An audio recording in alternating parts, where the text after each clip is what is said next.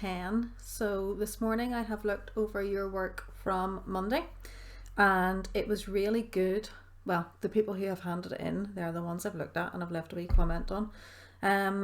What was I going to say? Yeah, mostly really good, but there's a couple of mistakes that were coming up quite a lot. So I just wanted to give an example of one of them and then we'll talk about the other one.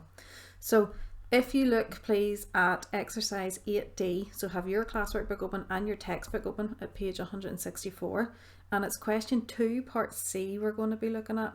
So I have forgotten what this question was even about. Let me have a wee look and see. It was the distribution of the marks scored by year 7 students in their English test, right? So before I start, I just want to make sure everyone knows what these numbers all mean. So this means that there was 14 students scored between 11 and 20 in their test, and there was 15 scored between 71 and 80. Now the cumulative frequency, remember, is just like your running total. So the cumulative frequency for this little row here means that there's 72 pupils have scored less than or equal to 40, and that number has just come from really adding up the frequencies of all of these. So there was 7 from 1 to 10, 14 from 11 to 20, 18 from 21 to 30, and 33 from 31 to 40. So if we add all this up, then this number here is going to give us the total for how many people were less than or equal to 40. So that includes all of these groups. Now, where most people were going wrong was part C. So how many scored more than 60? So there's a couple of different ways that that you can do this, right? One way is to go back to the original frequency column and see, right, these 21 here scored between 61 and, or not 71, sorry, 61 and 70. So that's more than 60. So if I get my calculator, we'll start adding these. These 15 scored between 71 and 80. That's more than 60.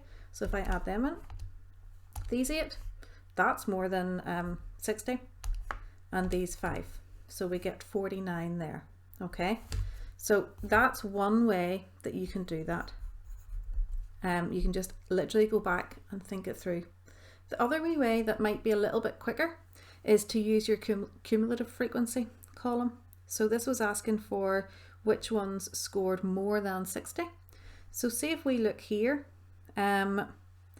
this number here, this 151, that tells us that there's 151 that scored less than or equal to 60. So everything above that must be more than 60. So the other way that we could have done this would be to see how many was there altogether. Well, there was 200. Let's see, so 200. Take away this 151 that scored 60 or less, and we get the 49. Okay, both methods are fine. Neither method is better than the other one. I suppose I should have showed my working out there. I really would have written there 21 plus 15 plus 8 plus 5 gives us that 49. Okay, so two different methods to get the same thing. A couple of people were given the answer of less than 60. A couple of people were just reading off the frequencies. Now question 3 as well. And it was C in this one. So I haven't done this one out, but it's a similar style question. This one's about cricketers' scores. How many innings did he score at least 40? Well, that's going to be all of these frequencies here added up, because there's 33 from 40 to 59, plus 6 in this group, 5 in this group, 3 in this group, 1 in this group. Okay, so you can add all these up, or you could get the ones which were less than 40, which would be that cumulative frequency there, and take it away from your overall frequency. Okay, your total frequency. Right, let's move on to today's stuff then. So today we're going to be doing cumulative frequency curves. Okay, now there's no notes to fill in on this. Our notes are really for once we start to work things out from these curves, so that'll be for next lesson. So I'm just going to use this textbook here to show you, right? A cumulative frequency curve is always like a graph that plots the cumulative frequency on the y-axis against like the upper boundary of the group, if it's grouped, on the x-axis. Okay, so in your textbooks on page 166 and 167, if you're looking at this with me, please, then over here, that is the curve for this table. So I'm going to look at a couple of the points here. Can't quite get it all in. Oh, Claire, that's not bad there. Okay. Oh, hold on. Okay, so we've got cumulative frequency up here. We have got the height along the bottom. And let's look at what numbers have been plotted. So do you see how here, what's this about the height of children? We've got 5 which have a height of less than 95. So at 95, 5 has been plotted, surprisingly. Then from this cumulative frequency table, there's 14 which have a height less than 100. So at 100, we're plotting 14. Now, because of the nature of this, because it's the cumulative frequency that we're always plotting, your graph is always going to be going up from left to right, okay? Because cumulative frequency can't get any lower. Think about it, the cumulative frequency, you're always adding on to the number that you had before. So even if you're adding on no new numbers, it's going to stay the same. It's not going to go down again, right? So see this wee shape here of the curve on 167. This is a very, very typical shape of a cumulative frequency curve. Now, annoyingly, a couple of the curves that you're going to be doing today are slightly funny shapes. Like there's a wee dip in one of them, and one of them goes really, really steep at a section. But in general, a cumulative frequency curve will have this shape.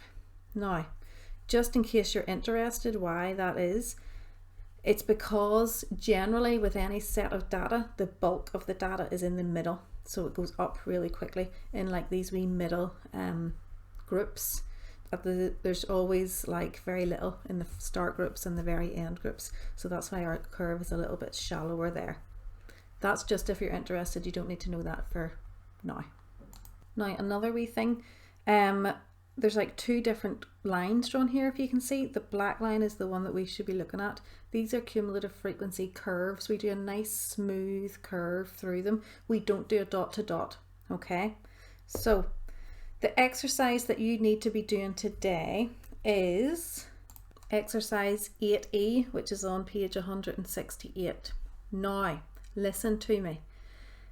This relies on your exercise 8D being done. Now at the time I'm recording this, there's a few of you have not handed me in your exercise 8D. That absolutely must be done first, otherwise you can't get this. And see, if you read this, you're going to need these curves for our next work as well. So it is so important that you keep up to date with this, okay? Now I'm going to really do the question 2 one, because do you remember I had, oh no, it was question 3, no, it was question 2 I had drawn out. So I'm going to do the curve for question 2 here just to talk you through it, but make sure you're keeping all this safe because we're going to have to refer back to it for our next work. So question 1, draw a cumulative frequency curve for question 1 in exercise 8D. So that was that wee table there. So exercise 8D, question 1, you have the table all filled out from last day, or you should. All you're going to be doing is plotting cumulative frequency against these wee scores here, the 0, 1, 2, 3, 4, 5, 6, okay? And then, oh, wrong page. Question 2, draw a cumulative frequency curve to illustrate the data given in question 2. That's the one I'm going to go through with you now. And then 3 is going to be the same thing using question 3 from exercise 8D. So let's look at question 2. Okay, I've got so much stuff piled up here, it's stressing me out. But here's my table for question 2. So I'm going to be plotting cumulative frequency on the y-axis, the up and down one, and then this on the x-axis. So you're always plotting your cumulative frequency at the upper bound of the group, because remember what it's saying there's 20 which are less than or equal to 10, there's 21 which are less than or equal to 20. So I need to take this information and draw it on a graph. So I'm just going to figure out my scales here and draw my axes. And if you want to be doing this along with me, obviously that's perfectly fine. I don't mind if your work is handed in a funny order, like 2 and then 1 and then 3. It makes sense for you to do this one along with me, kind of like an example. So see our cumulative frequency? See the way it goes up to 200? That means our Y scale has to go up to 200, and probably the easiest thing to do here is to do 20 squares. So each wee square is 10. So I'll do that. Okay, so there's that done there. So I maybe could have done my scale double that, but honestly, it doesn't matter. So every wee square is 10, so I've just marked on the going up in 20s and labelled my axes with cumulative frequency.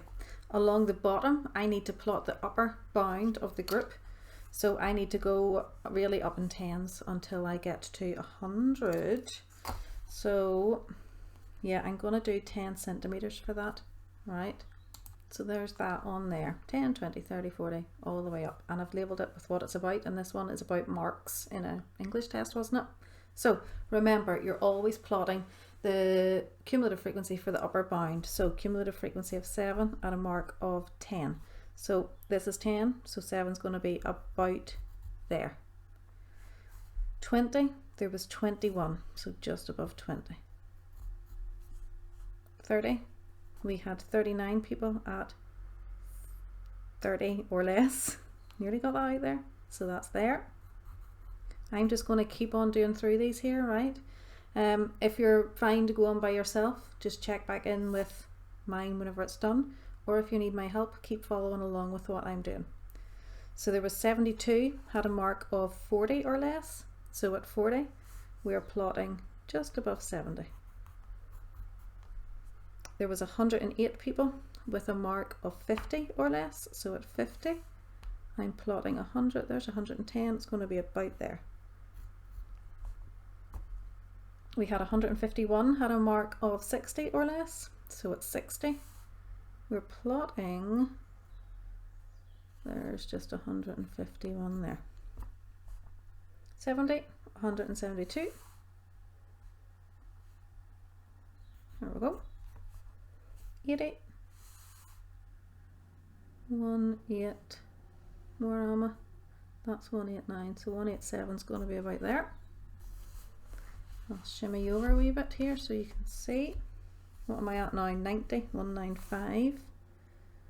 So there's 195 there. And then there was 200 with a score of 100 or less. Now, remember, we are not doing dot to dot. We're doing a nice smooth curve. Now, here's my tips for this. Move your book around to a way that fits your hand. If you prefer to do it that way, do it that way. So move everything around, keep playing until you're happy, so that you don't end up like trying to do a weird wee curve at a funny angle. It's only going to make it difficult for you. Okay. Now, do you see what I'm doing here? I'm doing like a practice run a couple of times because I want to do it in one smooth motion. This bit here, I can already tell, is probably where I'm going to mess up. Okay, so there's 0 people with a score of 0, so I am starting here. Whoa. Okay, let's go.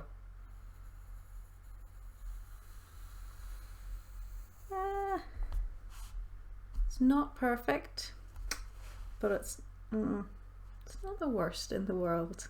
Okay, so make sure you get yours done. I've just noticed that one of my points is wrong. Look, 30 should be 39, so it should be up there, which is going to make my curve much nicer. I don't even know if I have a rubber at home. I will come back once I fix that. Okay, I've had a frantic look all over the house. Can't find a rubber anywhere, so embarrassingly I've had to use Tibex. Please don't judge me. Okay, so your curve should look roughly like that. Now, this is actually the best looking curve out of these 3 that you're going to be doing. I'll give you a wee quick glance at what the other ones will look like. So question 1 is going to end up with that wee bump in it, and then question 3 is like really, really steep. Right, that's them away. So I think question 2 in this exercise actually went on to ask us something. So let's look at how we would do that. Use your curve to estimate the number of students who scored 75 or more. Right. So I'm going to go to 75 on my graph, and I'm going to go up until I hit my curve, and then I'm going to go across. So this is coming out for me. Yours might be slightly different, hopefully not too different. Just above 180. I'm going to say that's at 182, right? Now remember, that tells me that there's 182 that have scored 75 or less. This question asked 75 or more. So it's going to be the 200, take away my 182. So that's going to get me 18. I'll just check and see how close I am to the true answer. The textbook has 20 there, so we're close enough. And then for part C, and make sure you show me your answer, yours might be different again. Part C is asking, the pass mark for the examination was 45%, how many students passed? So this time we go to 45, you can see I messed that up a wee bit there, which is here, and go up and across. So that's coming out for me there, pardon me, at 90. So that tells me that there's 90 scored 45 or less. So the ones that passed is going to be the 200, take away the 90, gets me 110. So the textbook has got 120 for that one, so slightly off. Let me get this dog. Okay, hopefully you know what's going on. Here he is. Look, he was being a rascal. Bargain, say hello. Big yawn. Anyway, I hope that you could follow what was going on. It felt a wee bit all over the place, but this is what we're aiming for, a wee curve, and then if there's any questions being asked, get those answered. Okay? And remember, give me a wee shout if you're stuck or you need any help. Okay? Bye.